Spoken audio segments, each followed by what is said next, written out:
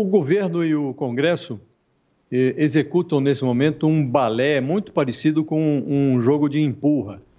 O ofício que o ministro Paulo Guedes enviou aos presidentes da Câmara e do Senado se insere nessa coreografia.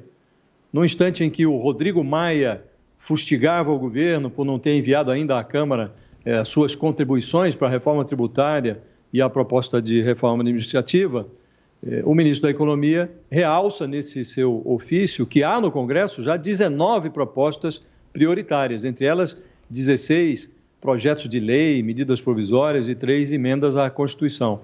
Esse balé de elefantes se intensificou depois que o presidente Bolsonaro, discursando para empresários nos Estados Unidos, diz ter conversado com o presidente da Câmara, que lhe teria assegurado que, a despeito das divergências naturais da política, os deputados não deixariam de aprovar as reformas tributária e administrativa. Aí, irônico, o Rodrigo Maia andou declarando que gostou da fala do presidente, porque pelo menos sinaliza que o Bolsonaro valoriza essas reformas e deve finalmente enviá-las ao Congresso. No momento de calmaria, esse tipo de joguinho, de empurra, ele é apenas enfadonho. Agora, no instante em que a crise ganha novos contornos, cada vez mais, sempre que um ator de Brasília fica insinuando que o problema é do outro, os dois se distanciam da solução. Pior do que isso, as autoridades acabam virando parte do problema. O mais grave é que o coronavírus adicionou uma certa complexidade num cenário que já era bastante complexo. Inaugurou-se agora um debate tão inevitável quanto perigoso sobre a conveniência ou não de adotar medidas econômicas emergenciais contra a crise, sob o argumento de que as reformas estruturais, ainda que necessárias e ainda que sejam aprovadas, elas vão surtir efeitos apenas a médio e longo prazo. Não há muito espaço fiscal para mágica.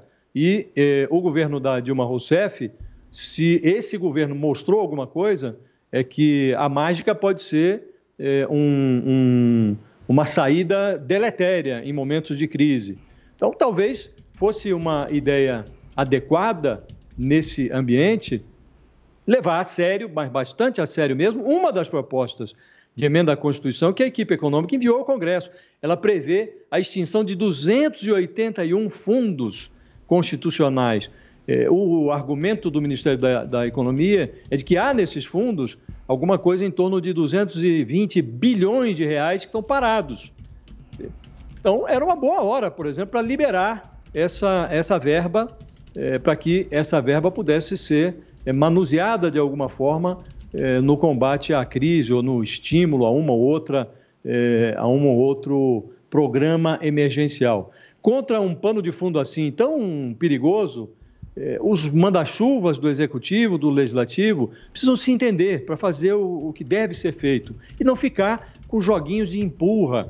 E esse movimento, para que as forças que controlam a política ou que comandam a política em Brasília se entendam, esse movimento precisa ser liderado por alguém. E me parece que, no regime presidencialista, a liderança é do presidente da República, que deveria tomar a iniciativa de chamar para conversar esses atores que comandam o espetáculo.